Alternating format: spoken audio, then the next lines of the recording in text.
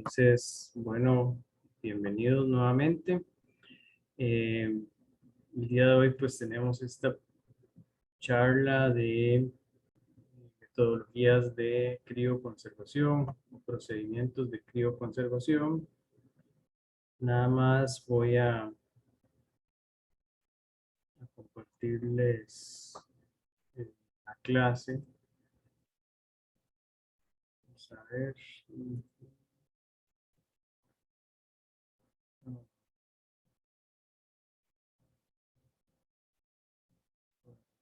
No la encuentro en las opciones de compartir. Denme un momento no, porque no me sale.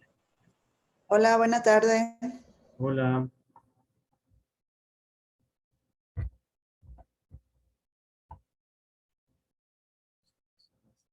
Ahora sí.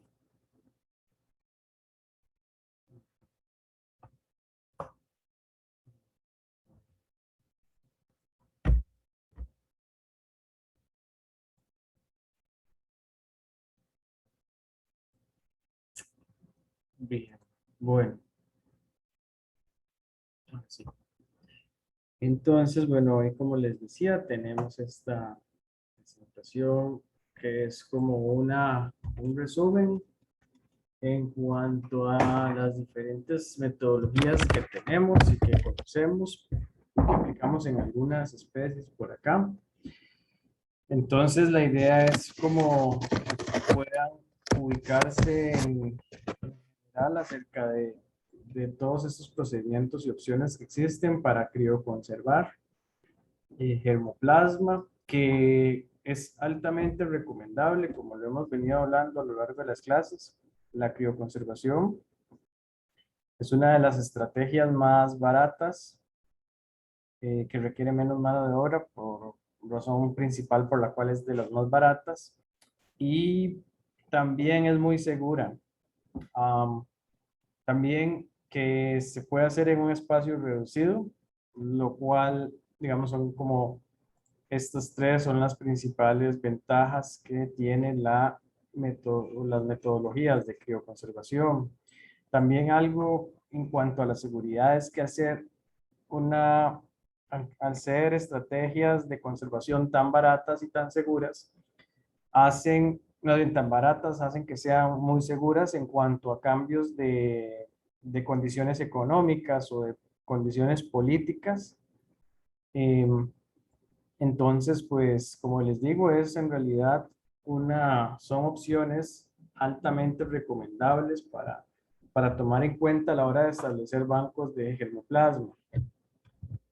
Entonces, para ponernos en contexto, existen dos grupos grandes de técnicas de crioconservación, que son la crioconservación o las técnicas de crioconservación clásicas y las nuevas o modernas. Dentro de las clásicas tenemos que necesitamos utilizar congelamiento en congeladores programables que hacen un enfriamiento con, digamos, cierta velocidad, con 1 grado Celsius, 2 grados Celsius por minuto, y eso genera una criodeshidratación. ¿Qué quiere decir eso? Bueno, cuando hablamos de crioconservación necesitamos evitar que el agua intracelular, el agua en los tejidos, se congele formando cristales de hielo y más bien se congele en forma ordenada sin formar cristales de hielo.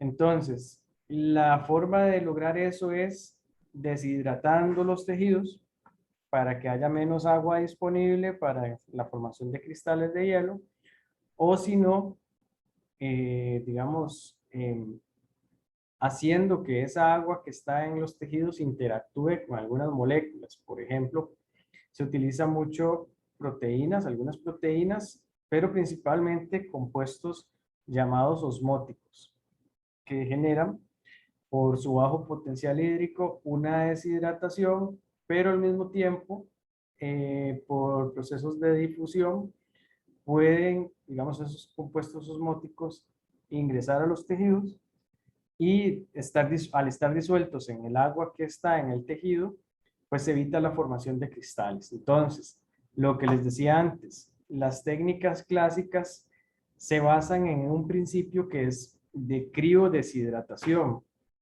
Entonces, ¿qué ocurre? Que cuando tenemos un tejido que se está enfriando con una tasa de enfriamiento constante, ¿verdad? Digamos, cualquier tejido que a ustedes se les ocurra, digamos un ápice, los tejidos en el congelador programable lo que hacen es enfriarse de afuera, digamos, de las partes más externas hacia el interior del tejido, ¿verdad? Entonces, al enfriarse en las partes más externas, digamos, la solución en la cual está incubado ese tejido, primero, se da una mayor concentración de los osmolitos, de los compuestos osmóticos que están en esa parte que se enfrió y se congeló.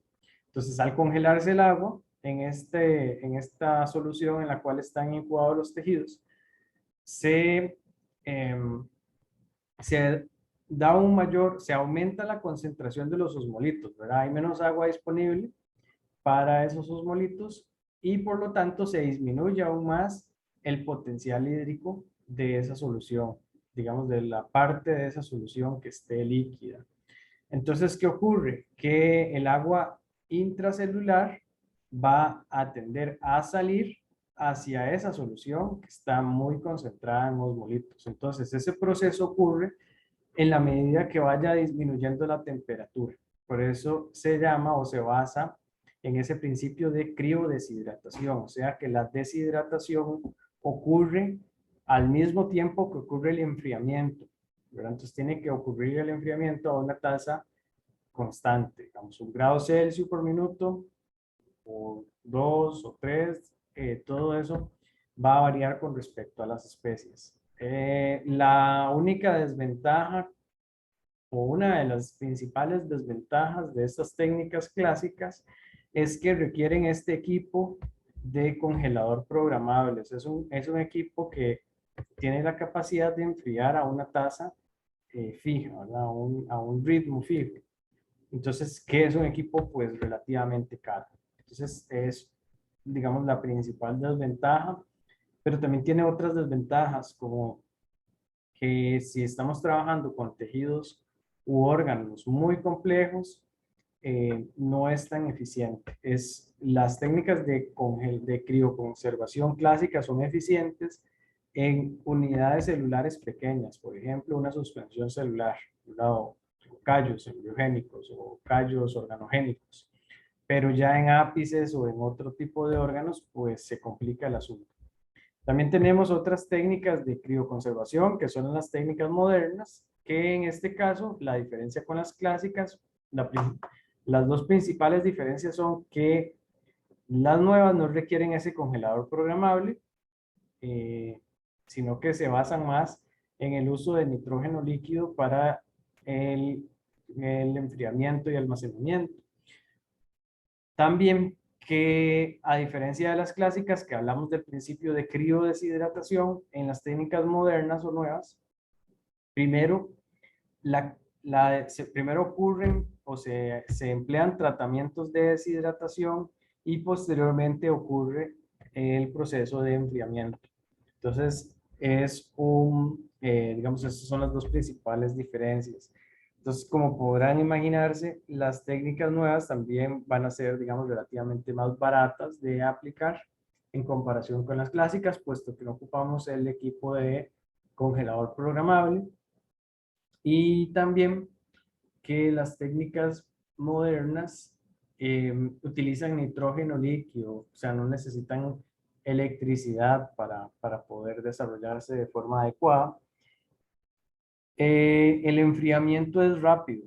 La velocidad de enfriamiento del nitrógeno líquido es de 200 grados Celsius por minuto, mientras que con el congelador programable la velocidad de enfriamiento pues uno la programa de acuerdo a pues los diferentes tratamientos que se establezcan.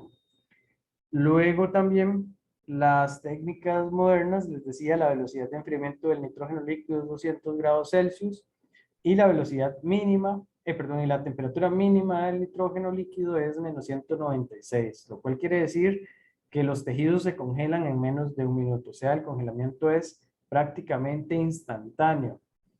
Y, y esto es muy importante porque, digamos, al hacer ese congelamiento a tan baja temperatura y tan rápido, eh, se tiene un efecto como de que al tejido que yo almacené no, digamos, no se dio cuenta, digámoslo así. Ese tejido, esos ápices o esos órganos que almacenamos, digamos que el almacenamiento, el enfriamiento fue tan rápido y a tan baja temperatura que una vez que se descongelan, va a ser como que el tiempo no haya pasado para ese tejido u órgano que se almacenó. O sea, que si yo congelé algo hoy a las 3 de la tarde y lo descongelo 10 años después, para ese tejido va a haber sido todavía hoy a las 3 de la tarde, ¿verdad? Por la velocidad de enfriamiento y por la temperatura tan baja a la cual está siendo almacenada. Entonces, en las técnicas modernas tenemos este grupo que son, pues, los temas de la clase de hoy. Los vamos a ir viendo con detalle a lo largo de las diapositivas. Entonces, bueno, dentro de las técnicas clásicas, aquí no se ve muy bien por el color, pero lo cambiaré ahora que les pase la presentación. Hay una metodología que llamamos precultivo congelamiento lento, ¿verdad? Entonces eso implica que los tejidos van a estar precultivados en soluciones osmóticas o en soluciones crioprotectoras, ¿verdad? Que básicamente los crioprotectores son sustancias osmóticas, sustancias que disminuyen el potencial hídrico del agua. Y ese precultivo se hace por minutos, horas o días, dependiendo pues de los tratamientos, los tejidos, todas las especies pues van a trabajarse de forma distinta. El congelamiento se hace de forma controlada, como les decía antes, lo más normal es que se haga desde 0.1 grados por minuto hasta 2 grados Celsius por minuto. Y luego, cuando se llega a la temperatura de menos 40 grados Celsius, ya esos tejidos se pueden sumergir directamente en nitrógeno líquido, ¿verdad? Entonces es desde temperatura ambiente hasta menos 40 a una tasa de enfriamiento controlada y posteriormente de menos 40 son sumergidos directamente en nitrógeno líquido. Entonces ese es el efecto de criodeshidratación, ¿verdad? Ir enfriando lentamente hasta menos 40 genera un efecto no solamente de enfriamiento, sino de deshidratación. Y como les decía, estas metodologías van a ser utilizadas o eficientes en unidades pequeñas de morfología uniforme, como protoplastos, suspensiones celulares o callos, ¿verdad? Ya para ápices u otro tipo de tejido no es tan recomendable. Ahora pasamos a las técnicas de crio modernas o nuevas. La primera, y la más sencilla, es la técnica de deshidratación. Esa técnica consiste en una deshidratación por métodos físicos, como el flujo de aire de la cámara de flujo de laminar, o envases con sílica gel, o si no, envases con atmósferas controladas. O sea, tienen que ser envases herméticos, ¿verdad? Donde tengamos asepsia, obviamente, si estamos trabajando con algún tejido, digamos, in vitro, o si estamos trabajando con semillas o frutos, pues eso tal vez no sea tan necesario, ¿verdad? Puesto que la crioconservación de semillas y frutos no se hace de forma aséptica, se puede hacer, digamos, de forma sin tratamientos de desinfección previos. Entonces, pero sí es muy importante que esos envases estén sellados herméticamente. O si se hace en el flujo de aire, pues no es necesario, puesto que ya el tratamiento que se está dando es por medio de que el aire va a ir deshidratando las semillas o los frutos de forma gradual hasta llegar al porcentaje de humedad adecuado. Como podrán imaginarse, estamos hablando de semillas que sean ortodoxas. Si son recalcitrantes, pues no es posible trabajarlas de esta manera. Luego de que se da el proceso de deshidratación hasta un porcentaje de humedad óptimo, vamos a realizar el congelamiento en nitrógeno líquido. Y como les decía, esta metodología es usualmente aplicada en semillas, embriones cigóticos y también en semillas sintéticas, que no está por acá, pero que es posible aplicarse en semillas sintéticas también. Cuando hablamos de especies recalcitrantes, ¿verdad? Recuerden que son especies que no resisten ni las bajas temperaturas ni bajos porcentajes de humedad, porque se mueren. Entonces, si trabajamos con semillas de especies recalcitrantes, eh, podemos tratar de recuperarlas después de deshidratarlas rápidamente en el flujo de aire de la cámara de flujo laminar, en sílica o en soluciones saturadas, como ven en esta imagen. Sin embargo, esto no es tan eficiente y debemos considerar trabajar con ejes embrionarios en lugar de la semilla completa. Luego también se podrían vitrificar, pero ahorita más adelante vamos a hablar de ese proceso. Pero digamos que si a uno de verdad le interesa mucho la semilla, para conservarla de esa manera, pues puede intentar con alguna de estas metodologías. Hay especies que del todo, por más deshidratación o menos deshidratación, porque más deshidratación en esas especies pues implica su muerte, eh, no vamos a tener un resultado positivo. Aquí el asunto es que las especies recalcitrantes se mueren o pierden, comienzan a perder viabilidad cuando su porcentaje de humedad disminuye. Pero si el proceso ocurre de forma rápida, digamos que podría tenerse alguna tasa de sobrevivencia. O sea, si deshidratamos rápidamente y luego de una vez colocamos el nitrógeno líquido, puede existir alguna probabilidad de sobrevivencia. Luego de esa deshidratación, como les decía, es importante hacer un enfriamiento rápido, luego un descongelamiento o un recalentamiento y finalmente la recuperación.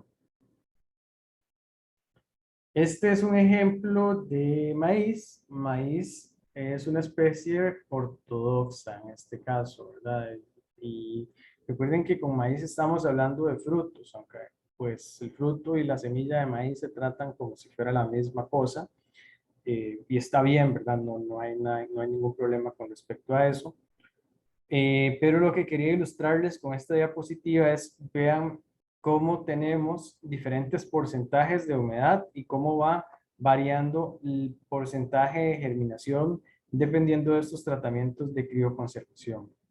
Entonces sigan la línea negra, si siguen la línea negra, es la sobrevivencia al nitrógeno líquido, o sea, a las semillas que fueron congeladas a estos porcentajes de humedad, y la línea gris es el porcentaje de sobrevivencia de semillas que fueron congeladas a los mismos porcentajes de humedad. Entonces pueden notar la línea gris va a comportarse, digamos, pues bastante más estable en comparación con la línea negra, ¿verdad? Entonces, la sobrevivencia de esas semillas, cuando no usamos o no aplicamos nitrógeno líquido, pues se mantiene bastante o relativamente alta, sin importar el porcentaje de humedad, como ven en esta imagen, ¿verdad? A 10% de humedad tenemos hasta un poco más de 75% de sobrevivencia. Vemos que a porcentajes de humedad intermedios, como 12 hasta 15, prácticamente tenemos porcentajes de sobrevivencia pues relativamente intermedios bajos. Y bueno, vean que a porcentajes de humedad más altos, pues la sobrevivencia aumenta casi hasta 100, ¿verdad? Entonces, noten la línea negra, que es las semillas que fueron congeladas. Vean cómo a bajos porcentajes de humedad tenemos alta sobrevivencia, la mayor sobrevivencia. Y la tendencia es muy clara a disminuir la sobrevivencia conforme se aumenta el porcentaje de humedad de esas semillas de maíz. Entonces, las semillas ortodoxas con altos porcentajes de humedad van a comportarse como si fueran semillas recalcitrantes, ¿verdad? Eso es una cuestión, ¿verdad? que nosotros sabemos con la experiencia y por reportes de en otras especies también. Pero, digamos, acá lo más importante es que si en campo ustedes colectan una semilla ortodoxa a porcentajes de humedad altos, ¿verdad? Ya consideren un porcentaje de humedad alto. eh, si ustedes congelan la semilla y tienen un porcentaje de sobrevivencia menor al 50%. Entonces, como ven en este caso, maíz, desde 14, 13.9% en adelante, podemos considerar que es un porcentaje de humedad alto y consideramos porcentajes de humedad óptimos de 10 hasta menores porcentajes de humedad. Luego aquí tenemos los mismos porcentajes de humedad, la sobrevivencia y otra variable que también medimos para cuantificar el daño a la membrana celular. Recuerden que el daño a la membrana celular en los procesos de crioconservación se refiere a la formación de cristales de hielo, ruptura de esas membranas celulares por cristales de hielo. Entonces, estas se congelaron siempre, ¿verdad? Son semillas congeladas a diferentes porcentajes de humedad. Vean que de 17, 18%, el porcentaje de sobrevivencia es cero. Y vean cómo esta otra línea negra, que es la fuga de electrolitos, que les decía, se relaciona con el daño a la membrana celular, va aumentando conforme se aumenta el porcentaje de humedad de las semillas crioconservadas. Entonces, digamos que esto es una evidencia de que realmente la muerte en esas semillas está siendo causada por la formación de cristales de hielo. Nos da indicios y nos refuerza la hipótesis que tenemos en cuanto a que los cristales de hielo son los que rompen la membrana, ¿verdad? Y al romperse la membrana, causar la muerte de esas células. Iván. Gracias, Edson. Una consulta referente a esta parte del estudio. ¿Utilizan ustedes algún tipo de crioprotector o solamente son las semillas y se controla la velocidad de enfriamiento? No, esta técnica que nosotros utilizamos para estas semillas es de deshidratación en la cámara de flujo laminar. En realidad, esto está, digamos, al revés, entre comillas. Porque lo que pasó es que esta accesión que nosotros utilizamos para este estudio es una población, ¿verdad? Una accesión de maíz. La colectamos en el campo con un 18% de humedad. Entonces lo que hicimos fue ponerla a deshidratar en el flujo de aire de la cámara por diferentes tiempos. Entonces este es 1 hora, 2 horas, 3 horas, 4 horas y 5 horas en el flujo de aire de la cámara de flujo laminar y logrando diferentes porcentajes de humedad. Bueno, aquí no aparecen, pero vimos que conforme deshidratamos, conforme aumenta el tiempo de deshidratación, se aumenta la sobrevivencia también y se disminuye esta otra variable de fuga de electrolitos. Entonces, eh, a estas semillas de maíz lo que aplicamos fue la metodología de deshidratación y congelamiento en nitrógeno líquido, ¿verdad? Congelamiento rápido, no congelamiento programado o congelamiento eh, sí, programado, ¿verdad? Luego acá tenemos otro ejemplo que es con embriones cigóticos de Musa cuminata y Musa balbiciana, que son dos especies de musáceas, de banano. Entonces, lo que se hizo fue extraer, bueno, de los materiales de campo, se llevan al laboratorio los frutos, de esos frutos se extraen los embriones cigóticos, como ven en esta imagen. Esos embriones cigóticos también fueron deshidratados en el flujo de aire de la cámara de flujo laminar, se colocan en viales, en crioviales, que son frasquitos pequeños desde 0.5 mililitros hasta 15 mililitros, manejamos nosotros, pero que sean de un plástico tipo polipropileno, que son los que resisten al nitrógeno líquido. Otros plásticos no resisten el nitrógeno líquido, entonces son de polipropileno.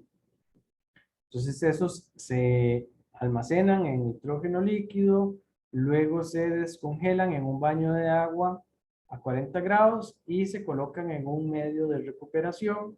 Después de que tenemos plantas recuperadas, se pueden llevar nuevamente a campo y, digamos, cerrar el ciclo, ¿verdad?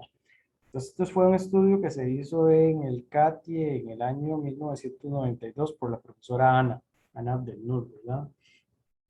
Que probablemente tengan la oportunidad de conocerla cuando vengan por acá. Luego tenemos este otro estudio, es en embriones cigóticos igualmente de café, eh, que fue muy similar a lo que hicimos nosotros con maíz. Es una deshidratación por diferentes periodos en el flujo de aire de la cámara de flujo laminar, desde 0 hasta 2 horas cada media hora. Vean cómo se disminuye el porcentaje de humedad de esos embriones cigóticos y cómo la sobrevivencia puede aumentarse al disminuirse el porcentaje de humedad. Acá, en este caso, café es una especie intermedia, es una especie que no es ni, que tiene características, algunas características recalcitrantes. En este caso, café no resiste porcentajes de humedad bajos, aunque sí resiste o podría resistir bajas temperaturas, ¿verdad? Entonces se dice que es una semilla intermedia. Entonces vean que para este caso, estos embriones cigóticos tuvieron una mejor tasa de sobrevivencia cuando se deshidrataron por media hora y quedaron con un porcentaje de humedad de 16.4%. Vean que la sobrevivencia fue de 96%, o sea, muy, muy aceptable. En el caso de la FAO, en sus manuales de bancos de germoplasma, para crioconservación se dice que si después del congelamiento de nitrógeno líquido tenemos porcentajes de sobrevivencia o regeneración mayores al 40 o 60%, de ahí en adelante, se puede considerar una metodología de crioconservación eficiente. Entonces, si tenemos un tratamiento de 96, pues es bastante aceptable trabajar con esa metodología de almacenamiento. Vean que se evidencia también en esta columna de control, del tratamiento control, se evidencia que la semilla es intermedia, puesto que al disminuirse el porcentaje de humedad, ¿verdad? Que el porcentaje de humedad disminuye en esta dirección.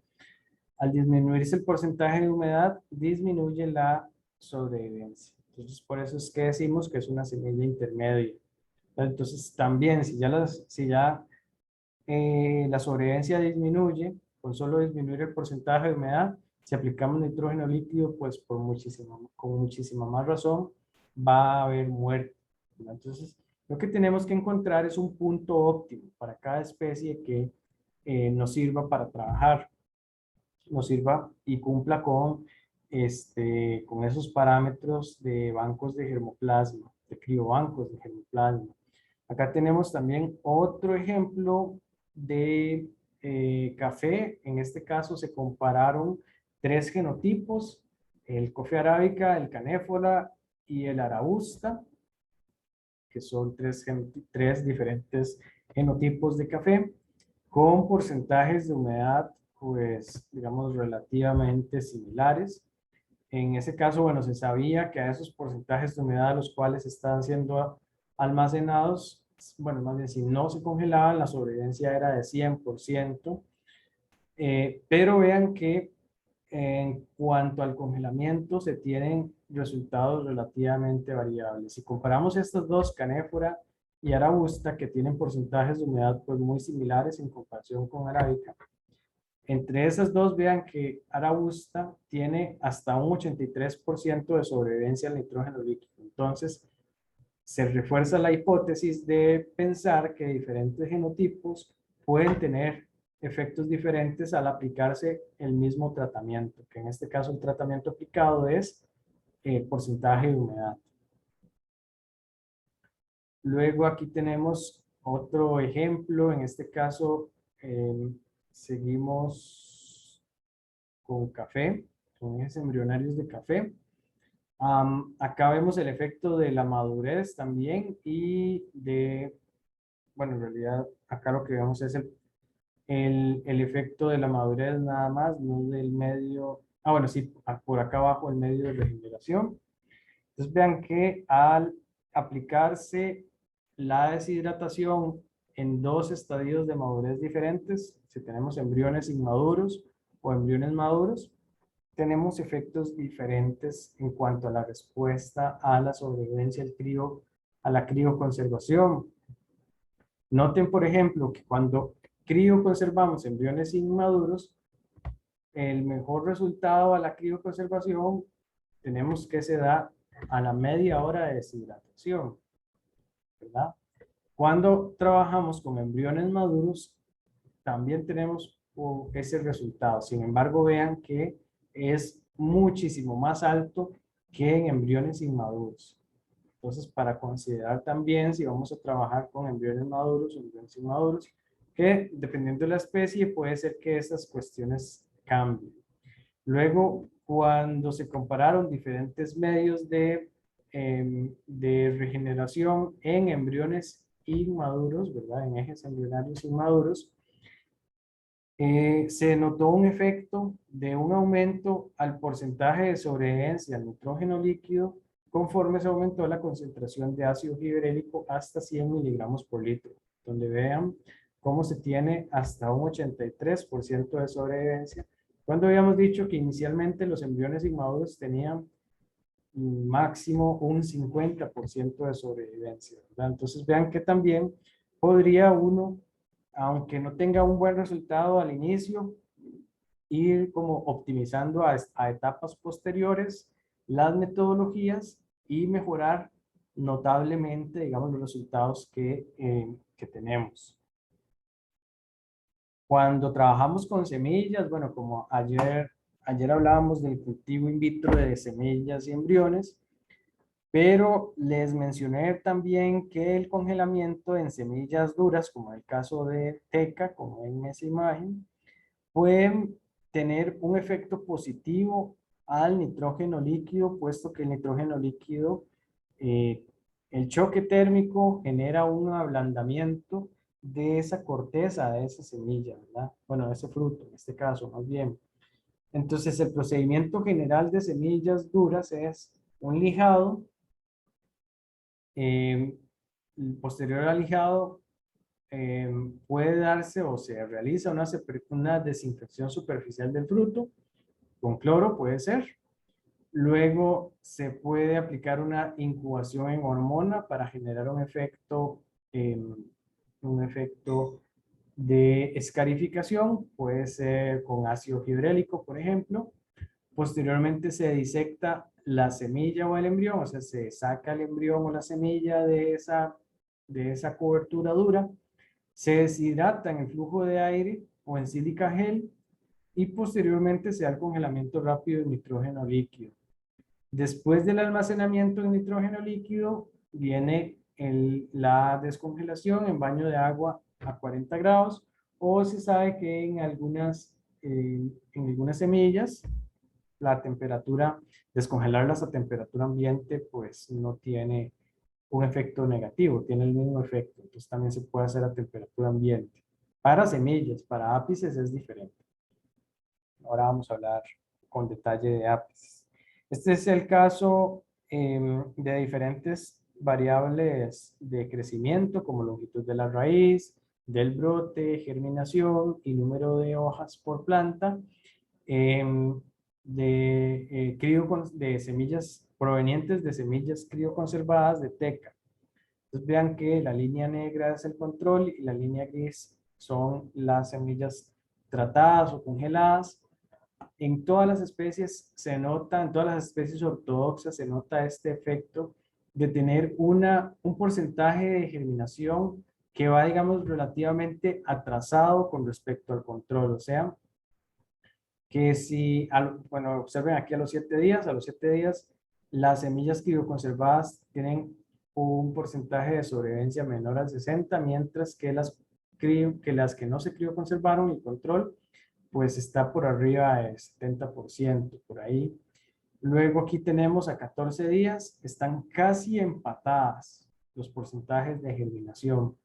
Y de hecho que de ahí en adelante pues se mantienen muy, muy similares. Y esto es pues un comportamiento, como les decía, habitual en especies ortodoxas. Y también en cuanto a las variables de crecimiento. Siempre el crecimiento, bueno, por ejemplo, longitud del brote y longitud de la raíz, va a ir un poquitito más atrasado de las plantas que vienen de semillas crioconservadas. Pero al fin sabemos que no se tiene, digamos, no se tiene un efecto más allá de eso, no se tienen alteraciones genéticas ni nada por el estilo, más allá de que el crecimiento es relativamente más lento. Sin embargo, una vez que ya esas plantas van a campo, las que fueron crioconservadas y las que no, son indistinguibles. Vean, por ejemplo, el número de hojas por planta. Desde el puro inicio fueron los mismos números para ambos tratamientos. Acá tenemos otro ejemplo de diferentes especies forestales, cedro, madero negro, teca, cenízaro y pilón, eh, que fueron crioconservadas y recuperadas en invernadero o in vitro, que era un tema que tratábamos ayer. Entonces noten, bueno, al menos no se pudo hacer para cenízaro y pilón, pero noten cómo los porcentajes de germinación se aumentan si hacemos la recuperación en condiciones in vitro, incluso para los tratamientos de control, como ven en esta parte de cedro, por ejemplo, 30% el control y 100% el control in vitro, 30% en invernadero el control y 100% el control in vitro. Luego vean algo que les comentaba y es que la sobrevivencia de las semillas de cáscara o testadura se aumenta en muchas especies luego de la crioconservación y es por el efecto de ablandar esa cobertura dura de esas semillas. In vitro, pues prácticamente es el mismo resultado que tenemos del control. Luego tenemos el caso de madero negro, que es prácticamente el comportamiento que vimos antes. Un 73 el control en invernadero, 78 el control en invernadero, los crioconservados en invernadero. Por la misma razón, el choque térmico generó ablandamiento de la semilla y por lo tanto facilita la germinación. In vitro, pues también hay un porcentaje de sobrevivencia mayor al nitrógeno líquido. En todo caso, la germinación es pues bastante alta en comparación con invernadero.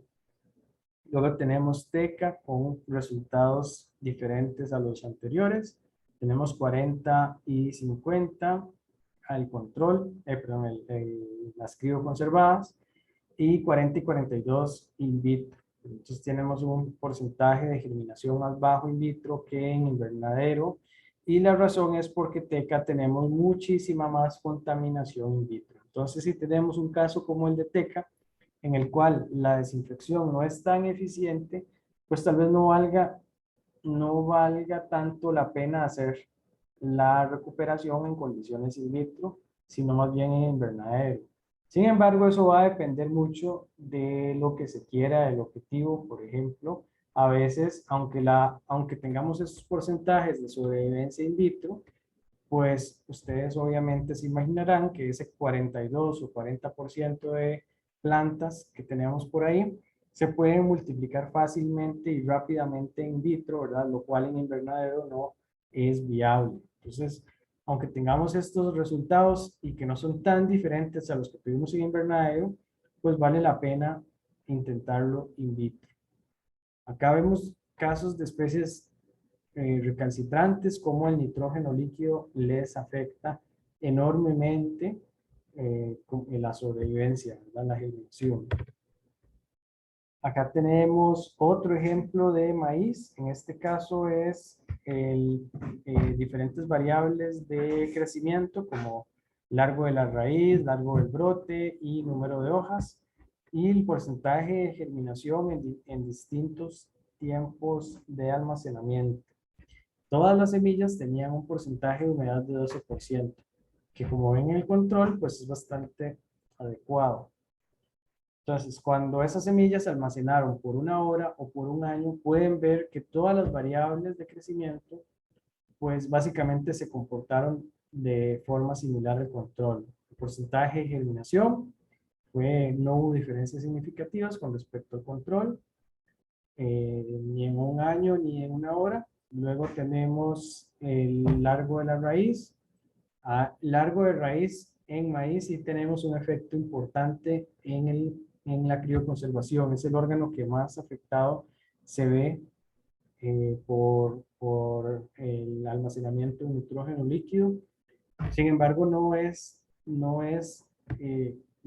tanto. Si tenemos una alta sobrevivencia, el único problema o la única diferencia, digamos, con respecto al control, es que la raíz se tarda unos días más en germinar y por lo tanto el crecimiento es más lento, ¿verdad?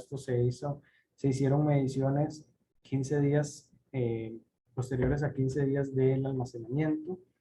Luego aquí tenemos el brote. Como ven, no hubo ninguna diferencia significativa con respecto al control, ni en cuanto al número de hojas.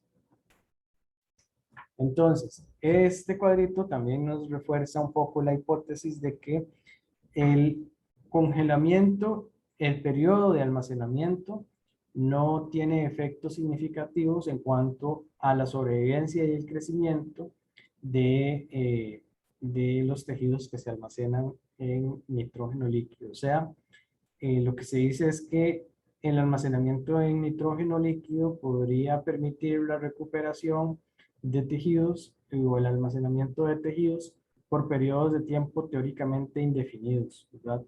Entonces, bueno, este estudio se hizo apenas 1 año, pero hay otros estudios que se han hecho a 20 o a 30 años de almacenamiento y coinciden estos resultados.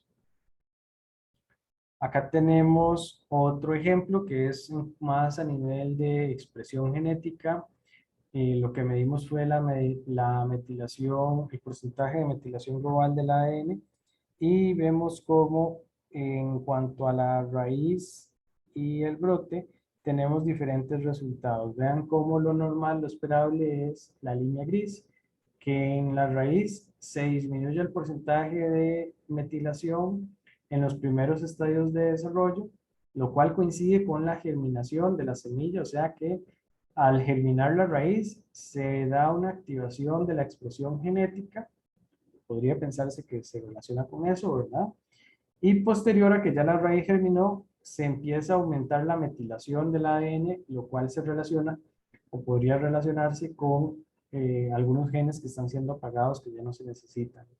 En cuanto a las semillas que se congelan o que se congelaron, noten cómo el porcentaje de metilación de ADN se mantiene prácticamente estable de 0 a 5 días, lo cual coincide con que a los 5 días es que ocurre la germinación, la brotación de la raíz, y posteriormente a eso es que ocurre el descenso en la metilación, o sea, se empiezan a expresar algunos genes necesarios para que ocurra el proceso de germinación o brotación de la raíz. Y si hubiéramos continuado este estudio, posteriormente acá hubiéramos tenido un aumento nuevamente similar a lo que ocurre en esta otra línea, ¿no? Entonces lo que vimos fue que este proceso de desmetilación ocurre más lento al crioconservar las semillas.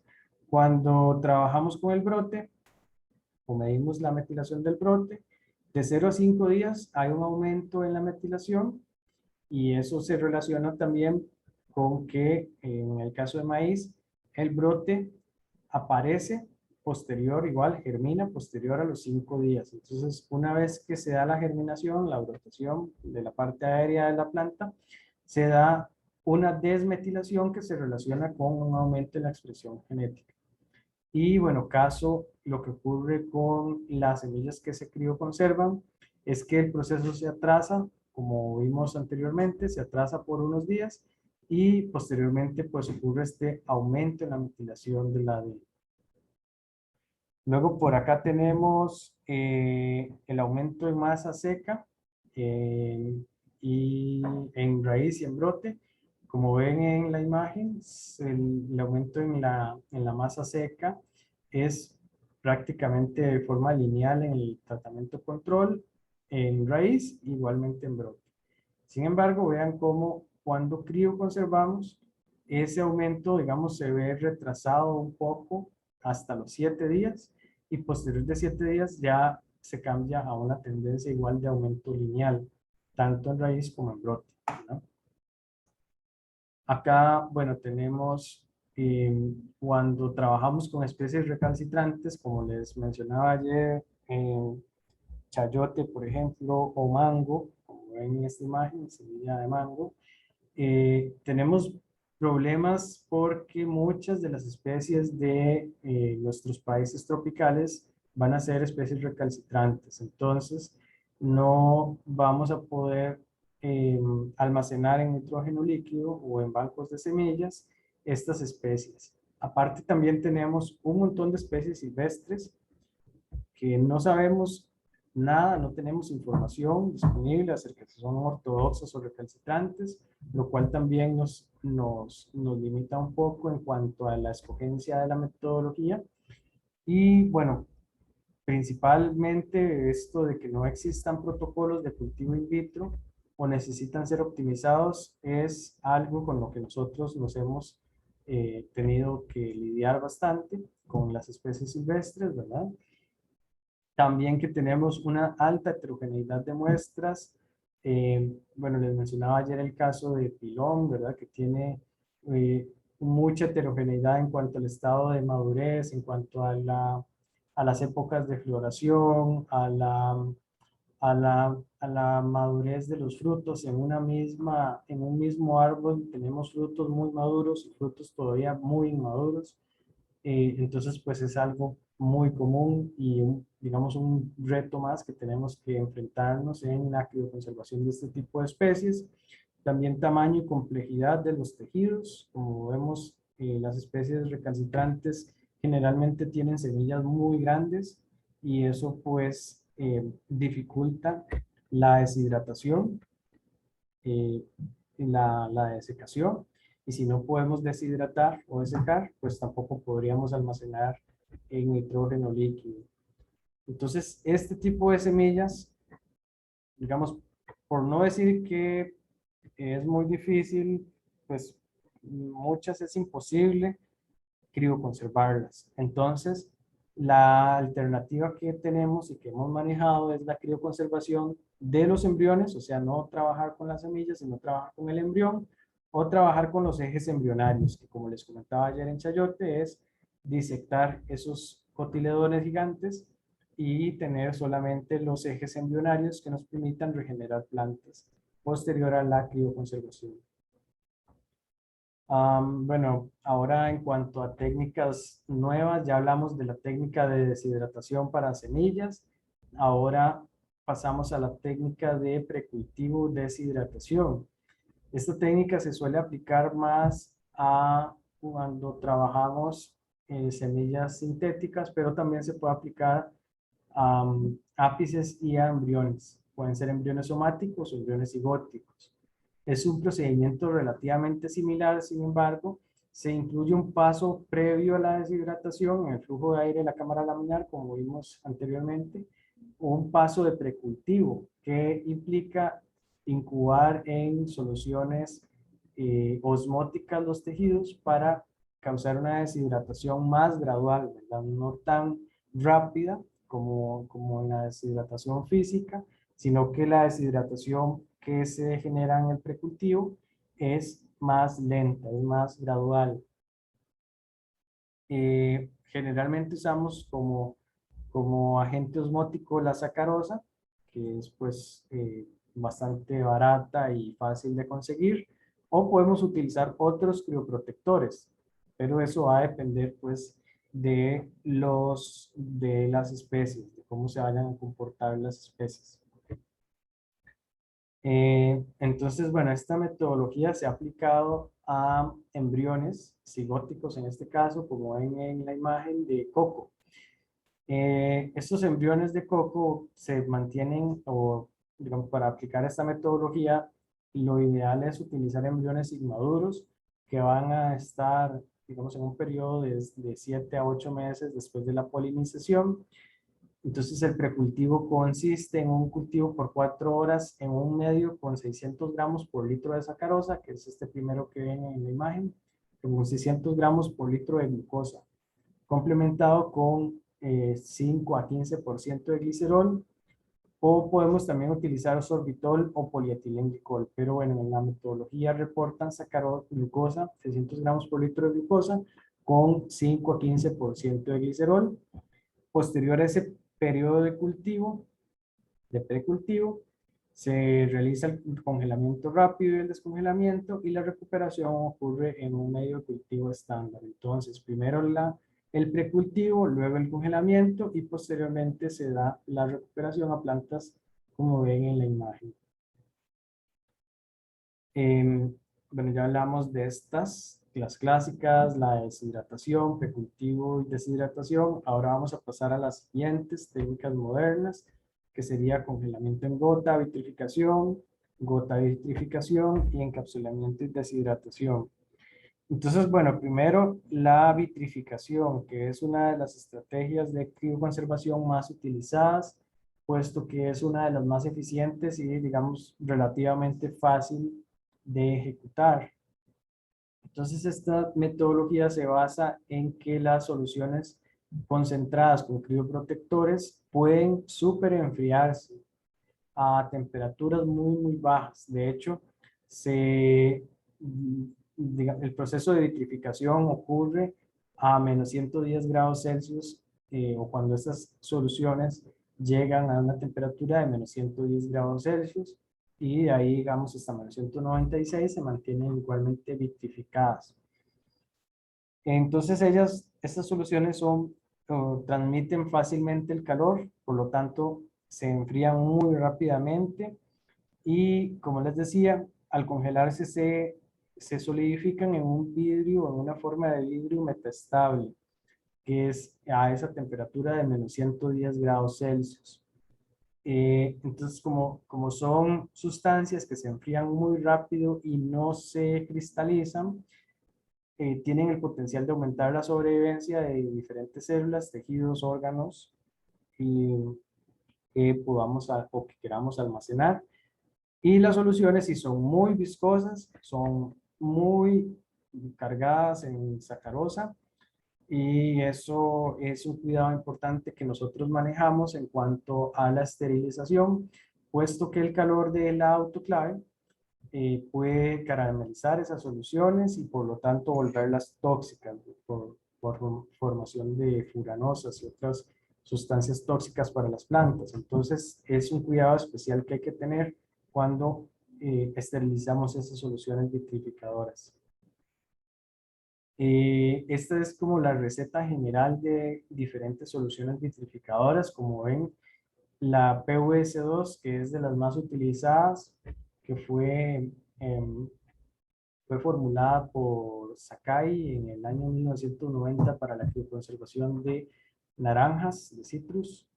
Se prepara en una base, ¿verdad? En una base de medio ms, con 30% de glicerol, 15% de etilenglicol, 15 de MSO, y en un medio, como les decía, 40% LMS con 0.4 molar de sacarosa. Entonces lleva muchísima concentración de diferentes sustancias osmóticas. Luego tenemos una modificada que nosotros utilizamos bastante. La diferencia es en cuanto a la concentración del DMSO. En lugar de utilizar 15, usamos 5, porque el DMSO es uno de los compuestos más tóxicos de la solución vitrificadora. Y bueno, tenemos otras como la PVS4, que solamente tiene 35% de glicerol y 20% de etilenglicol, o sea, tiene menos concentración de etilenglicol, que también es otra de las sustancias tóxicas. Eliminamos el DMSO, por lo tanto la PVS4 es una solución vitrificadora con una toxicidad mucho menor que las PVS2.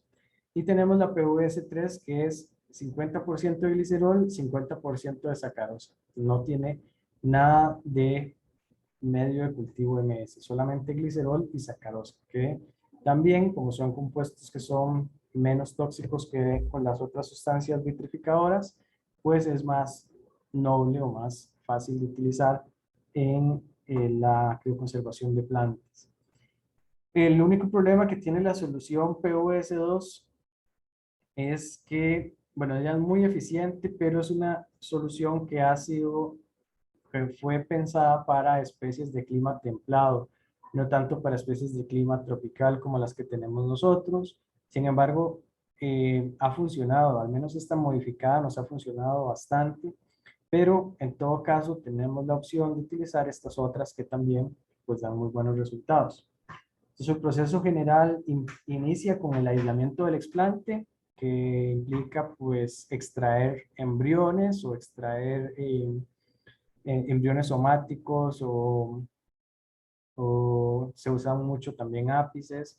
Se extraen en condiciones asépticas, obviamente, a partir de material in vitro. Luego se hace un precultivo, que este puede ser opcional. Podemos incluir un paso de precultivo o no en sacarosa u otros compuestos osmóticos por diferentes periodos de tiempo. Posterior a eso se realiza el tratamiento en la solución de carga, que se llama LS, ¿verdad? O solución Loading Solution, ¿verdad? Y posterior, que esa solución de carga, perdón, se prepara igualmente en un medio base MS, complementado con 2 molar de glicerol y 0.4 molar sacarosa. En esta solución de carga vamos a incubar por 10 a 20 minutos. Ese es el tratamiento, digamos, que se sabe. Este periodo de incubación en la solución de carga, se sabe que en todas las especies, no se sabe por qué, pero se sabe que en todas las especies es el que da mejor resultados. Entonces, pues nosotros lo hemos intentado variar y no tenemos éxito en otros tiempos. Entonces, ya nos dimos por vencidos, ya siempre aplicamos 20 minutos en la solución de carga. En esta solución de carga, el objetivo que se tiene es de causar una deshidratación gradual de los explantes que vamos a crioconservar. Como ven, usamos mucho glicerol y mucha sacarosa, por lo tanto, la deshidratación con estos componentes no es tóxica como sí puede suceder en la solución vitrificadora, que podemos usar cualquier solución vitrificadora, la 2 modificada, la 3 o la 4, por diferentes periodos de tiempo que van desde 0 minutos hasta varias horas. Y también la solución vitrificadora se puede utilizar sea al 100% o también podríamos utilizarla diluida, ¿verdad? Entonces, si diluimos la solución vitrificadora a la mitad o a una cuarta parte, normalmente eso implica aumentar los tiempos de incubación en la solución vitrificadora. Luego de esa incubación se realiza el congelamiento del nitrógeno líquido.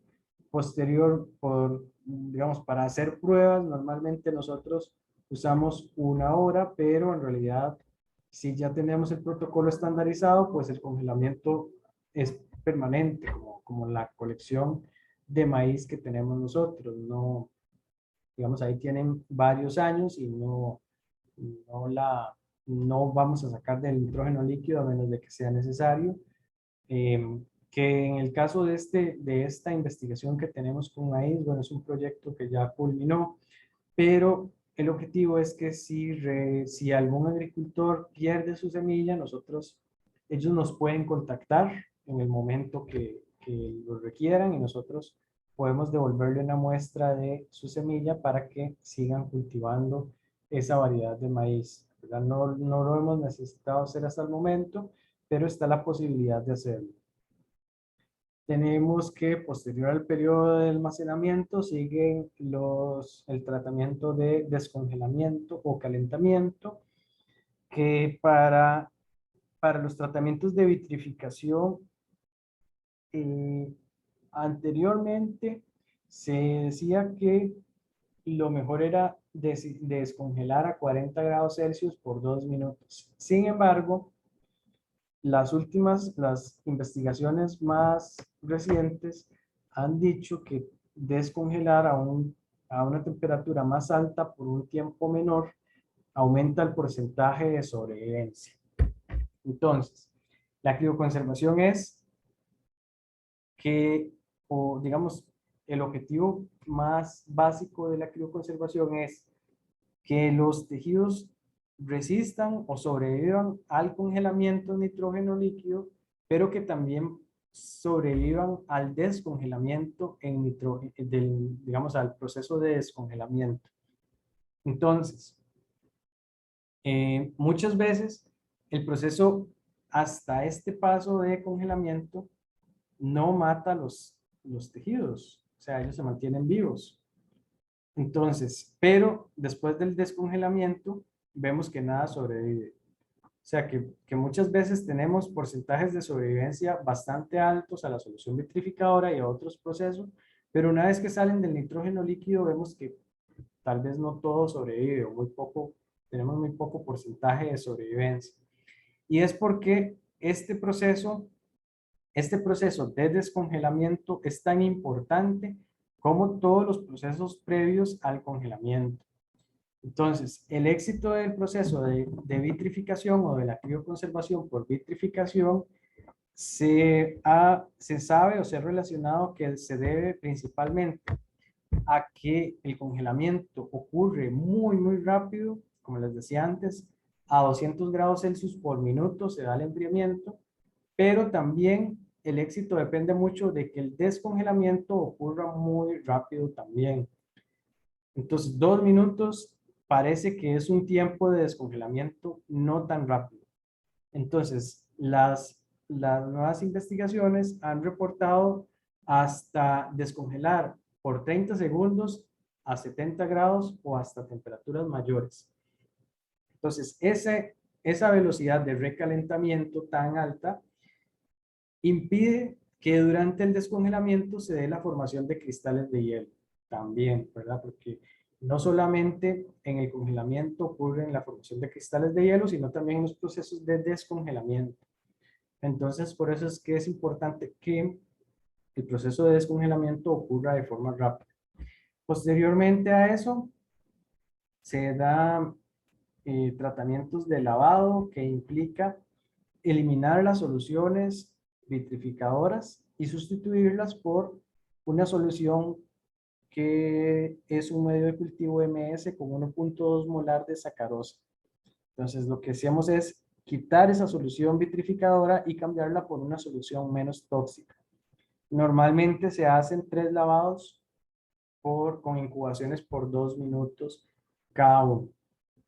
Y finalmente, los explantes son cultivados en el medio de recuperación y ahí se evalúa la sobrevivencia y la regeneración. Entonces aquí vemos un estudio de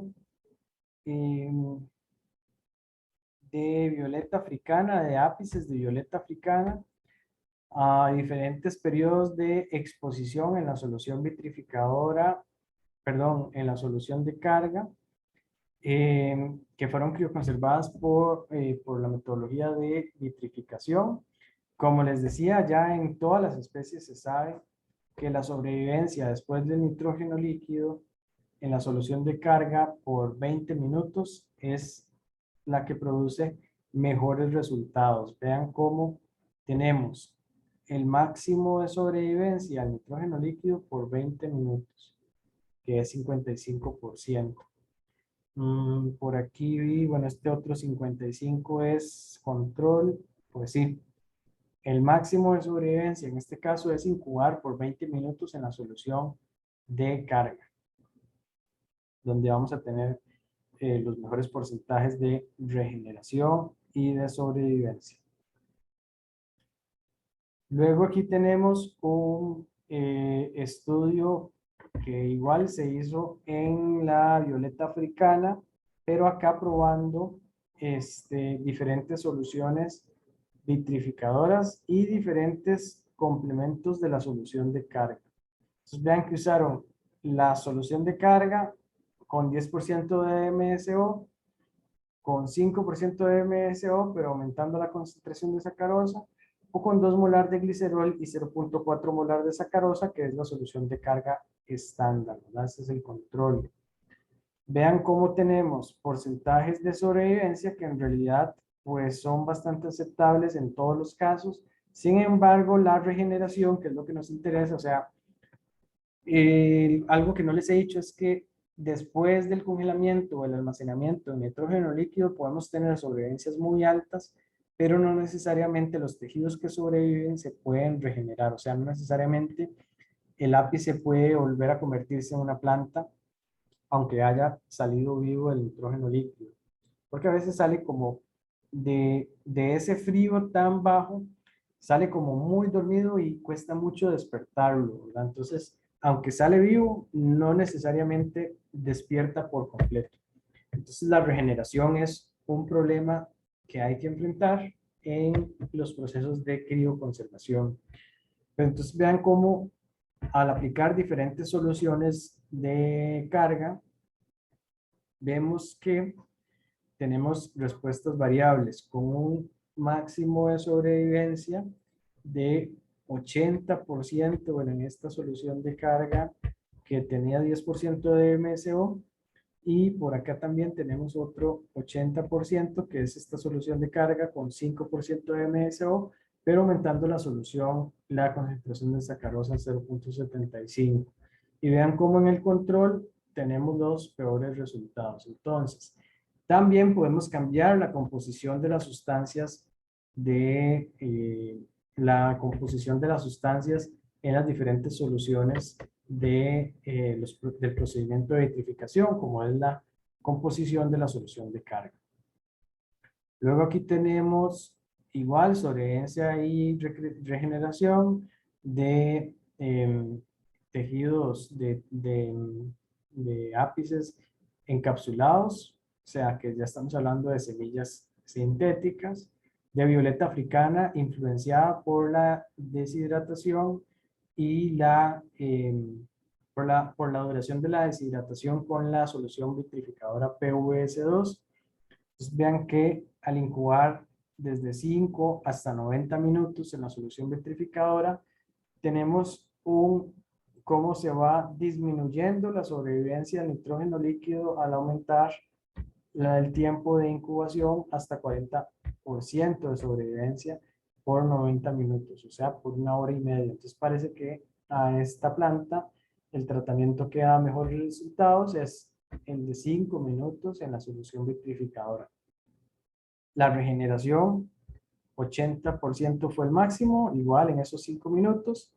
Y vemos cómo los colores pues también van dándonos un indicio de cómo, del efecto que tiene el nitrógeno líquido en esos tejidos, ¿verdad? Entonces vean que para esta especie la menor duración fue el mejor resultado.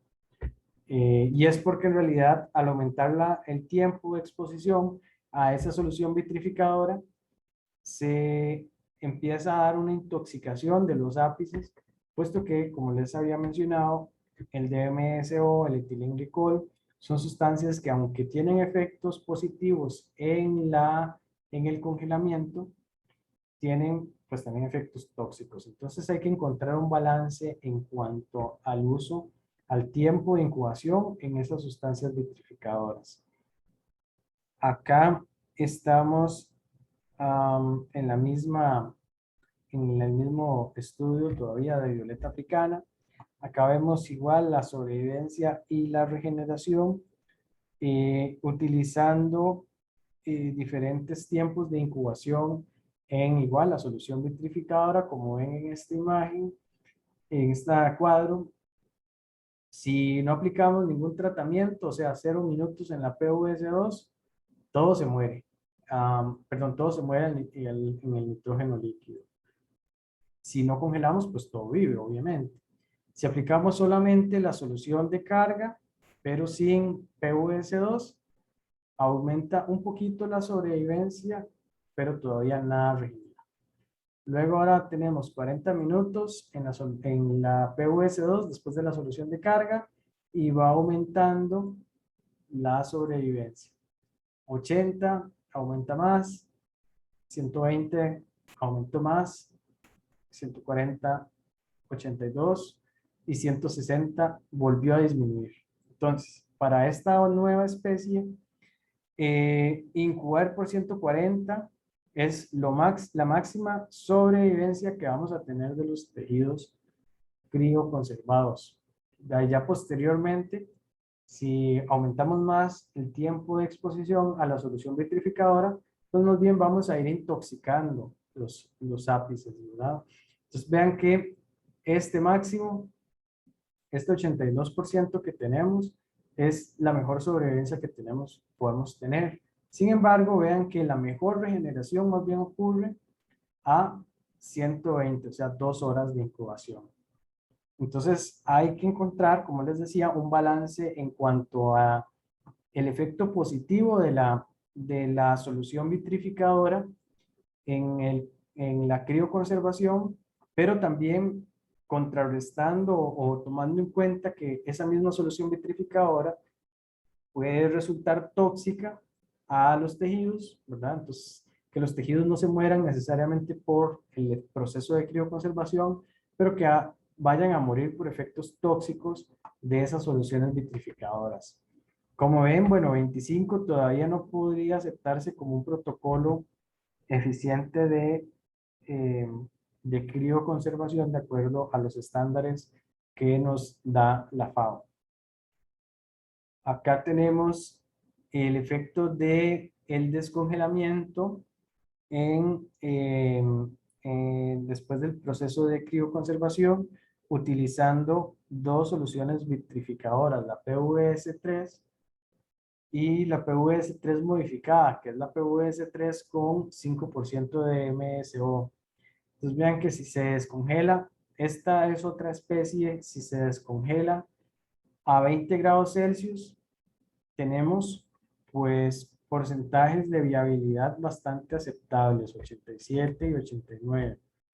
Si se descongela a 30 en un baño de agua, se tienen porcentajes de 83 y 87, y si se descongela a 40, solamente de 2% de sobrevivencia. Entonces lo que quiero decirles es que todos los pasos del proceso de vitrificación pueden o deberían ser optimizados de acuerdo a la especie, incluso el proceso de descongelamiento. Como les dije, o les había dicho que parece que en los últimos años se ha reportado que mayores temperaturas de descongelamiento da mejores resultados.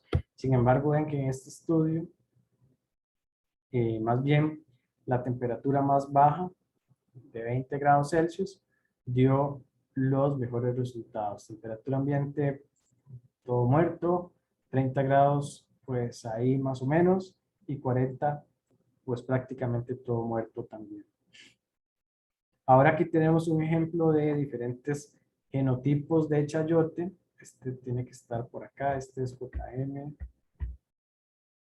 Este es el 13 más bien, que está en el centro, y este es el CL, que es Claudio. Son las fincas de origen de esos materiales. Entonces vean que el tratamiento que se hizo fue en ejes embrionarios perdón, en ápices de plantas in vitro de chayote. Acá vemos cómo se aplicó un precultivo por 22 días en 0.3 molar de sacarosa, y vean cómo no hay, digamos, un porcentaje de sobrevivencia que sea bajo, en realidad es bastante aceptable. Luego de esos 22 días de precultivo, se aplicó a los 3 genotipos una incubación en 60% de la PVS2 por 15 minutos, y vean cómo tenemos porcentajes de sobrevivencia, pues, digamos, aceptables para el tratamiento control, que son los de la izquierda en cada columna, pero bastante bajos para el tratamiento crioconservado, ¿verdad? Y como ven, una respuesta diferencial dependiendo del genotipo. 11 para el Claudio, 24 para el 13 y 7 para JM. Luego, al aplicar 80% de la PVS2 por 15 minutos, vemos cómo más bien aumentó la sobrevivencia del nitrógeno líquido en el Claudio, disminuyó en JM, perdón, en el 13 y aumentó en JM. Entonces, como les he dicho, en realidad estos tratamientos deben ser o siempre van a ser específicos para cada especie. Todas las especies van a responder, o los genotipos, porque esta especie es la misma, chayote, 3 genotipos diferentes. La misma especie responde diferente, pero con solamente variar un poco el genotipo, el origen, ¿verdad? Genético del material que estemos tratando. Acá tenemos otra metodología que es de las más modernas, que se llama congelación o congelamiento en gota, que consiste en es un procedimiento sumamente sencillo y es, digamos, vale la pena considerarlo, puesto que al ser tan sencillo y tan fácil de aplicar, pues demanda menos tratamientos, menos labores. Lo que se hace es, en términos generales, colocar en tiras de aluminio estériles, se colocan los ápices, se colocan las gotas en medios de cultivo con DMSO, o sea, en medios de cultivo líquidos, pueden ser MS, complementados con diferentes concentraciones de DMSO de 2 a 3 horas de incubación. Posterior a ese tiempo de incubación, los ápices se colocan en 2,5 microlitros de crioprotector en papel aluminio y en ese aluminio se congelan rápidamente en nitrógeno líquido.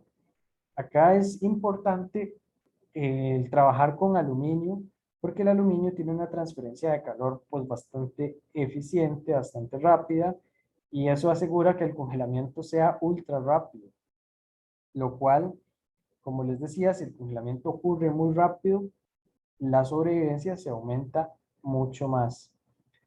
Bueno, en este caso fue un estudio que se realizó con papa y se evaluaron 21 cultivares de papa diferentes, pero solo uno no desarrolló plantas. O sea, esta metodología fue eficiente para 20 genotipos de papa, obteniéndose porcentajes de sobrevivencia de entre 0 hasta 96% después del congelamiento. O sea que es un procedimiento muy eficiente y que puede ser aplicado a una mayor diversidad genética, ¿verdad? A una mayor diversidad en cuanto a genotipos.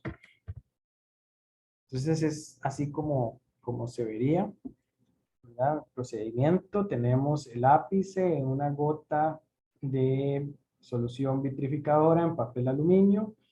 Ese se guarda en un criovial de polipropileno, se coloca en un contenedor con nitrógeno líquido y posterior a ese congelamiento pues se descongela y se coloca en el medio de regeneración.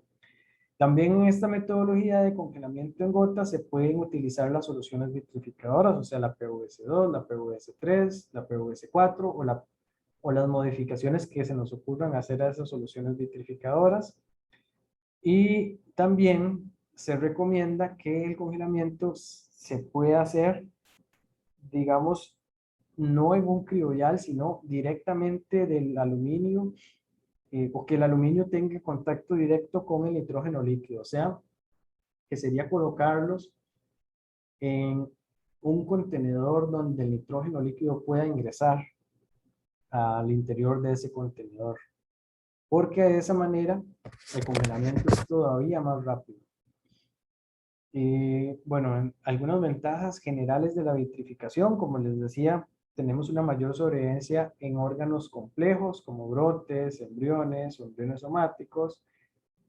Una ventaja de utilizar ápices es que el meristemo apical, como es tan pequeñito y digamos tiene un número pequeño de células, digamos es más susceptible a una mayor eficiencia del procedimiento de vitrificación. O sea, se deshidrata de forma más eficiente que el resto del ápice.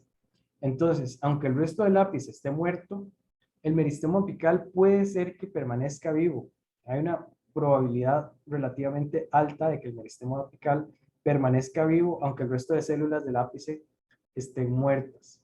Entonces, eso permite una regeneración del tejido a partir del ápice.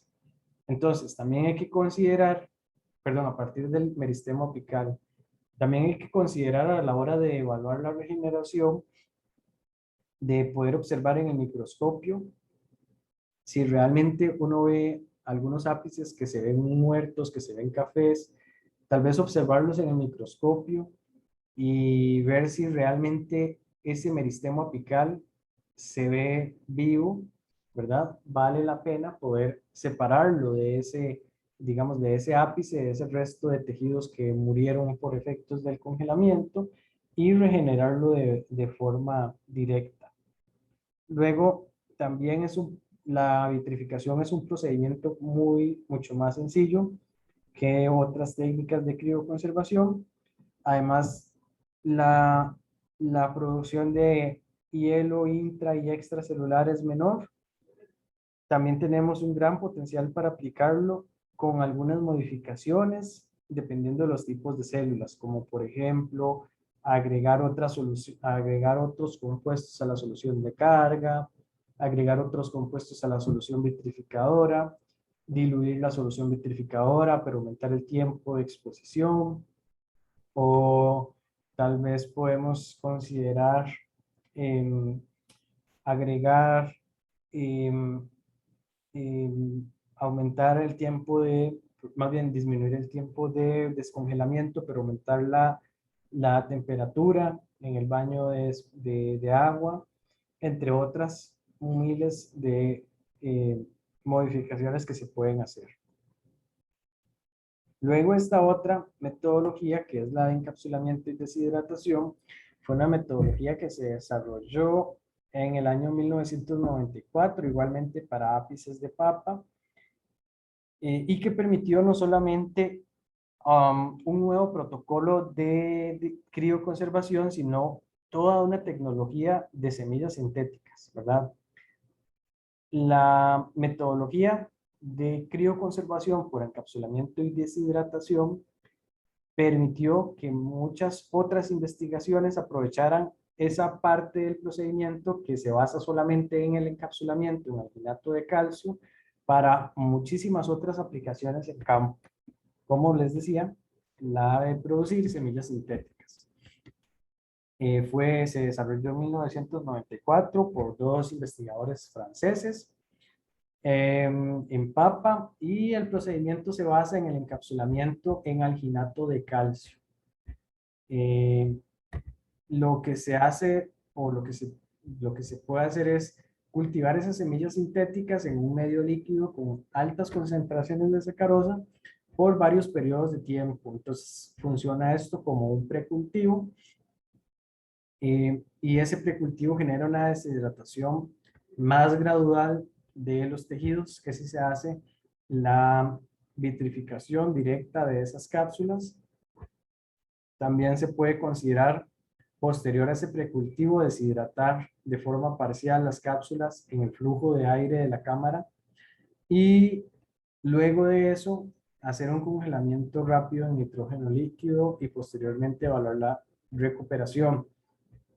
En este paso de deshidratación es muy importante considerar que muchos artículos recomiendan, muchas investigaciones recomiendan que el porcentaje de humedad de las semillas sintéticas que vamos a crioconservar se encuentre de entre 30 a 40% de humedad a la hora de el congelamiento.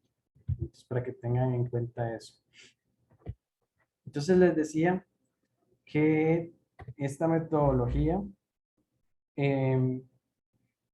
permitió el desarrollo de la tecnología de semillas artificiales, y que es una metodología que se utiliza ampliamente para muchas aplicaciones de propagación clonal de plantas en campo, principalmente a través de embriones somáticos. somáticos, ¿verdad? Pero también se pueden utilizar ápices u otros órganos u otros tejidos que podamos trabajar. Por ejemplo, nosotros estamos encapsulando no embriones somáticos, pero callos embriogénicos. Bueno, en realidad, como les decía, cualquier tejido que sea o que permita propagarse de forma vegetativa puede utilizarse para la formación de una semilla sintética. Y bueno, estas semillas sintéticas en 1995 con Patnack y colaboradores eh, dijeron o se les ocurrió que también no solamente podemos hacer semillas sintéticas de material in vitro, sino que también podemos hacer semillas sintéticas a partir de yemas de árboles maduros, que es otro trabajo que esperamos concluir y continuar desarrollando en nuestro laboratorio, en el cual estamos encapsulando yemas de teca y melino, que son especies de interés comercial en nuestro país, para la formación de semillas sintéticas que nos permitan la propagación masiva, ¿verdad? Y una regeneración eficiente de yemas y no de estacas, ¿verdad? De estas dos especies. En cuanto a embriones somáticos, la ventaja es que los embriones somáticos ya tienen un alto potencial de regeneración, tienen un potencial de regeneración mucho más alto que el de las yemas, porque los embriones somáticos tienen proteínas de almacenamiento, carbohidratos y otras sustancias que les permiten, digamos, desarrollarse más fácilmente que una yema, por ejemplo. Aparte de eso, la cápsula que utilicemos en esa semilla, digamos, la cobertura de alginato de calcio, que es un medio de cultivo MS, o sea, tiene los nutrientes del medio de cultivo MS, tiene sacarosa, puede funcionar como un endospermo artificial en esa semilla sintética. Y bueno, se dice que el estado de desarrollo óptimo antes de encapsular esos embriones somáticos es el estado cotiledonar. Embriones somáticos en estado de desarrollo cotiledonar, o sea, ya embriones somáticos autótrofos, ya listos para convertirse en plantas. Entonces, como les decía, las semillas sintéticas nos permiten la propagación de plantas. Es un sistema altamente eficiente en la producción. También nos permite tener excelentes condiciones sanitarias si trabajamos con material in vitro. Ese material in vitro pues ya está aséptico, por lo tanto nos aseguramos de que no vayamos a propagar enfermedades en el campo. También que podemos trabajar ese sistema de forma reducida, en un espacio reducido.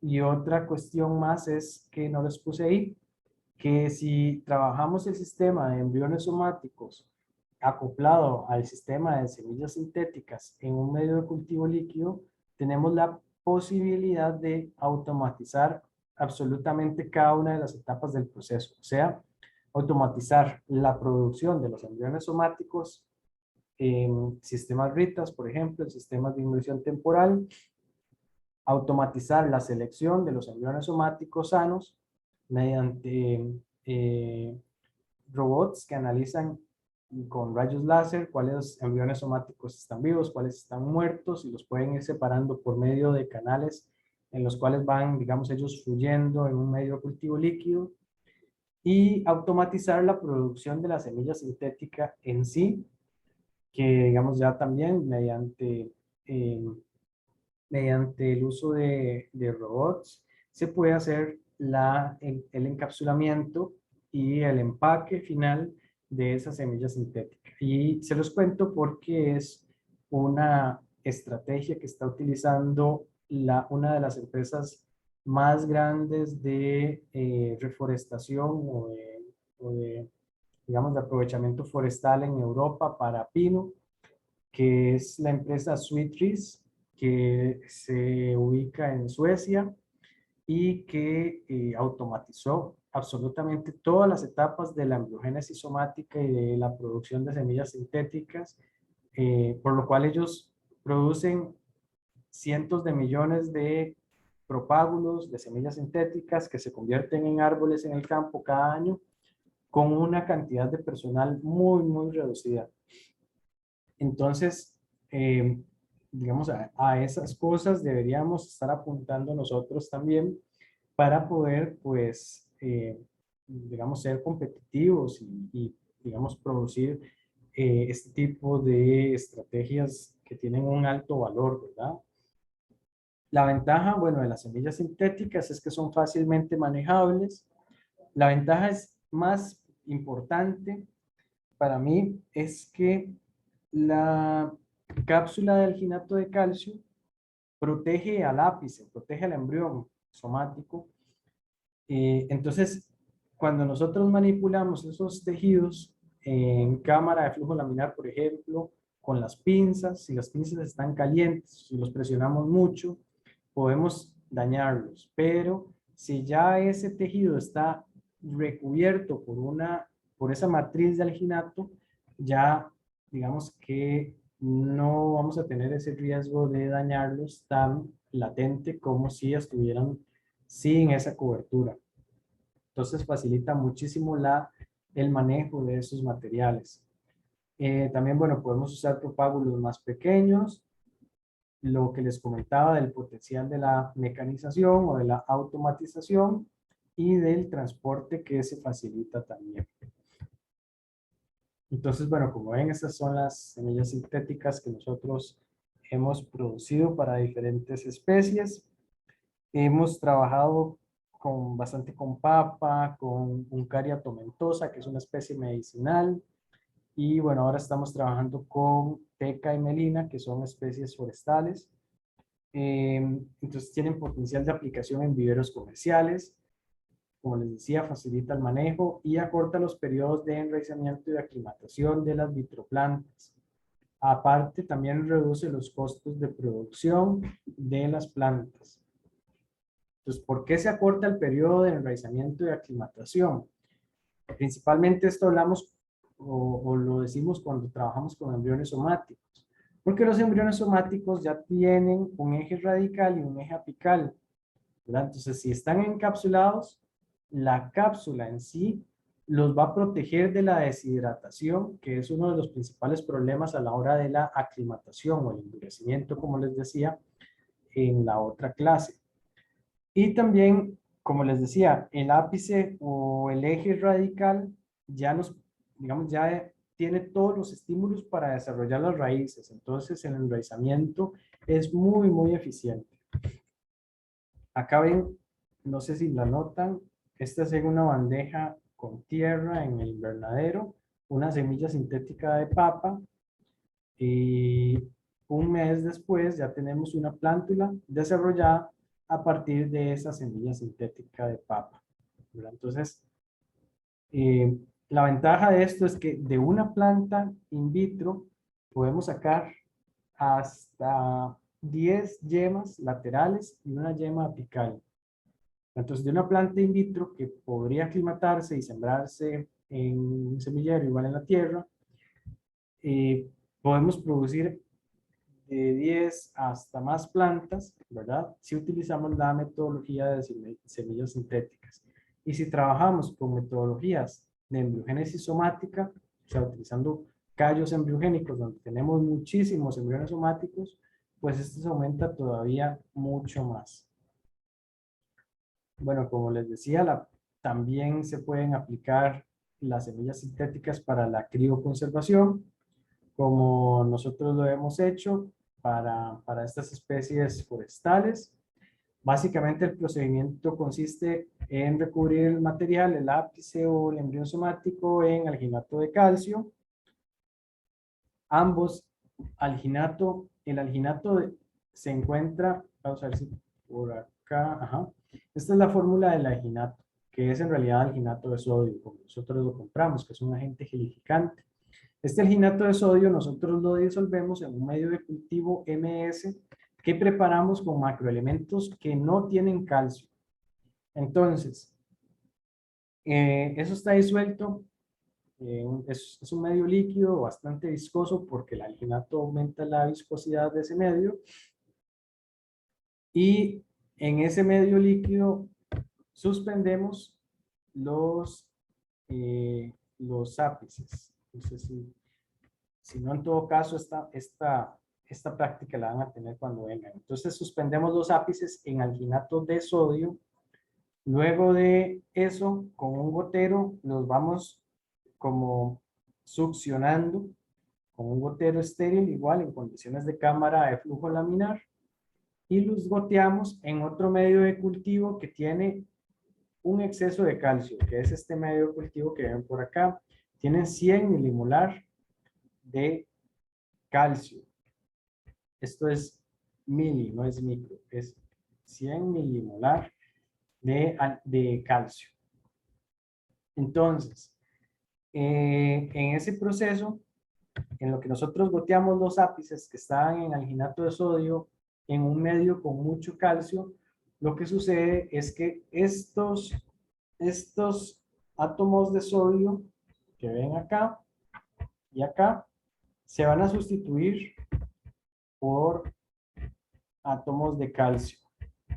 Entonces, ¿qué va a ocurrir en ese proceso? Que este sodio, que tiene la posibilidad de formar solamente un enlace, se va a cambiar por otro átomo, que es el calcio, que el calcio tiene la posibilidad de formar dos enlaces. Recuerden que el calcio tiene un número de valencia 2 más. Entonces, al haber un calcio acá, ese calcio forma un enlace con esta parte de la molécula, pero puede formar otro enlace con otra molécula de alginato.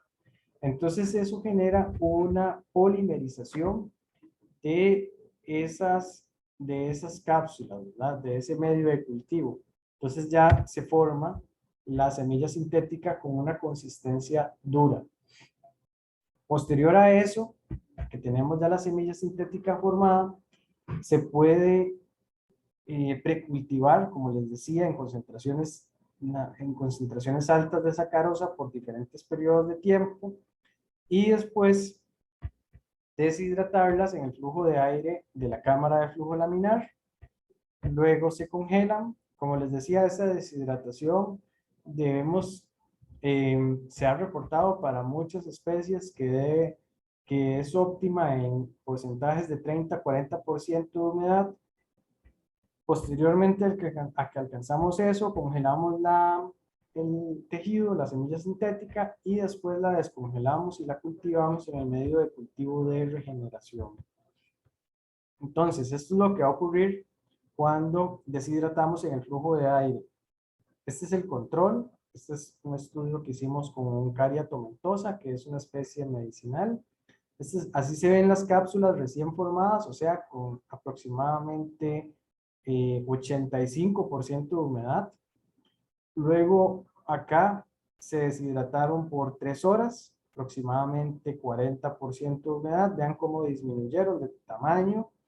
Y en la última foto se deshidrataron por 5 horas.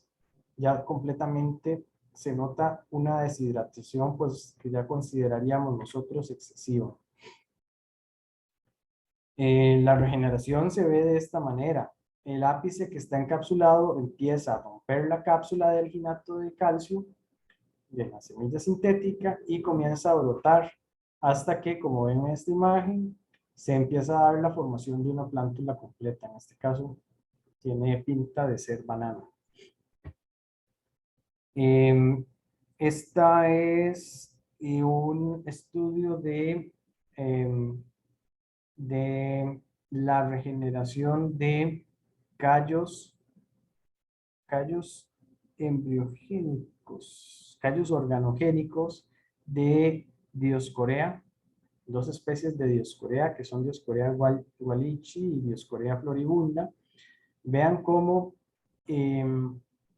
hacen una comparación de las metodologías de vitrificación y encapsulamiento y deshidratación en los porcentajes de regeneración directa y regeneración vía callo de ápices de esas dos especies. Entonces, para Dioscorea wallichii, bueno, fue que hicieron la comparación de las dos metodologías de encapsulamiento y deshidratación con respecto a vitrificación.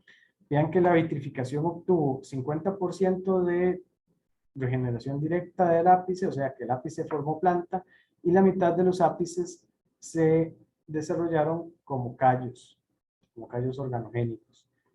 Si aplicamos la técnica de encapsulamiento y deshidratación, para esa especie se tuvo resultados de regeneración directa menores en comparación con la metodología de vitrificación, pero aumentó la regeneración vía callo en esta metodología. Pero al fin y al cabo, parece que tenemos los resultados pues, bastante similares. Luego aquí tenemos, igual, es un estudio en Dioscorea. Ahora tenemos, aparte de Gualichi y Floribunda, Dioscorea lata. Y se dio una comparación de las técnicas de encapsulamiento de deshidratación, la técnica de vitrificación y otra técnica que es una combinación de las anteriores, que se llama encapsulamiento y vitrificación, o sea, vitrificar, incubar en las soluciones vitrificadoras las semillas sintéticas, ¿verdad? Entonces vean cómo tenemos resultados diferentes dependiendo del genotipo. Para este genotipo de Dioscorea lata, la mejor metodología parece ser encapsulamiento y deshidratación, porque tenemos un 64% de sobrevivencia y un 21% de regeneración de esos brotes. Vean que en vitrificación pues se tiene 33% de sobrevivencia, pero no hay regeneración. Y encapsulamiento y vitrificación no es una metodología muy adecuada para esta especie alata. Luego tenemos la especie Gualichi. La especie Gualichi coincide con la anterior alata, 71. La mejor sobrevivencia fue en encapsulamiento y deshidratación y la mejor regeneración también fue en esta metodología.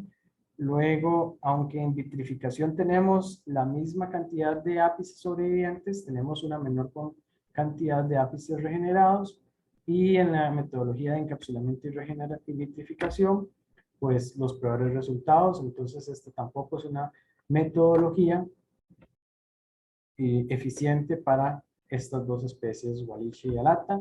Ahora en Floribunda, bueno, en este primer caso se registró la sobrevivencia, no la regeneración.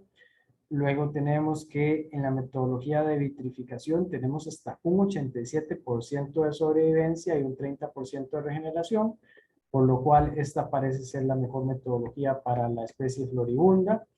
Y en encapsulamiento y vitrificación, los peores resultados. Entonces, encapsulamiento y vitrificación, la peor metodología para las tres especies, y pues para estas dos, encapsulamiento y deshidratación, y para Floribunda, vitrificación.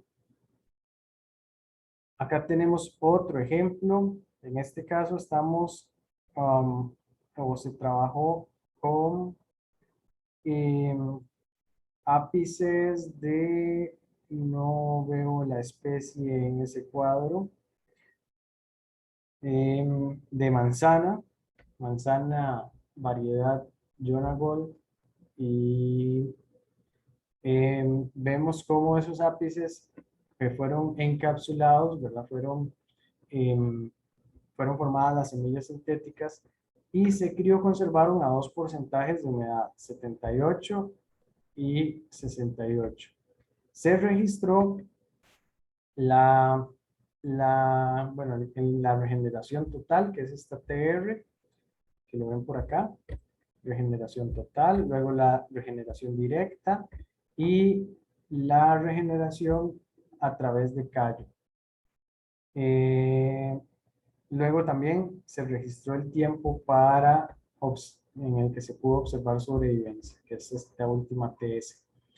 Vean cómo con diferentes porcentajes de humedad tenemos diferentes resultados utilizando estas metodologías. Se utilizó el congelamiento en 2 pasos, que es el de la metodología clásica con un congelador programable, luego la vitrificación y por último el encapsulamiento y vitrificación. Si aplicamos esta última, encapsulamiento y vitrificación, los mejores resultados se obtuvieron en 68% de humedad, como ven en esta columna de acá. Cuando se aplicó vitrificación, los mejores resultados también parecen haberse obtenido a 68% de humedad, y cuando se aplicó congelamiento en 2 pasos, pues obviamente también los mejores resultados se obtuvieron en 68% de humedad, y esto es evidente porque menor porcentaje de humedad disminuye la probabilidad de la formación de cristales de hielo intra y extracelulares. Por acá, bueno, ya sé que nos faltan pocos minutos, pero quería mencionarles rápidamente la parte de crioconservación de microorganismos. En realidad, la crioconservación de microorganismos no es tan difícil ni tan complicada como la crioconservación de plantas, porque los microorganismos, a ser unicelulares, o los hongos, digamos, por ejemplo, que forman esporas, las esporas son resistentes a estos procesos de crioconservación. Y en todo caso, bueno, las bacterias unicelulares, que al ser tan pequeñas son muchísimo más eficientemente deshidratadas que, digamos, órganos o tejidos de plantas que tienen una mayor complejidad celular que los microorganismos. Entonces, en realidad, la crioconservación de microorganismos se hace debido a que se han establecido ceparios, ¿verdad? Se han establecido colecciones de cepas de microorganismos de interés, principalmente agrícola, ¿verdad? O sea, cuando hablamos de microorganismos benéficos, por ejemplo, microorganismos entomopatógenos, como lo es la bacteria Bacillus thuringiensis, por ejemplo, o también microorganismos que pueden ser hongos antagonistas, o sea, hongos que no le hacen daño a la planta, pero que sí atacan otros hongos que son malos para las plantas. Entonces, como les decía, alrededor del mundo se han formado, pues,